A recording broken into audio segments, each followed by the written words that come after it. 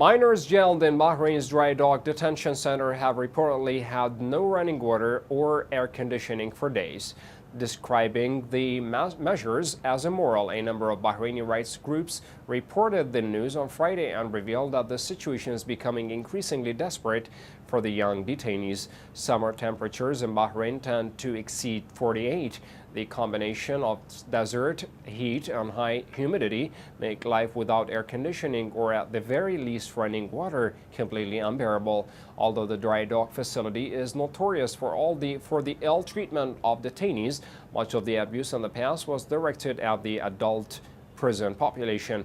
However, since the late 2017, Bahrain minors have increasingly found themselves on the receiving end of such practices.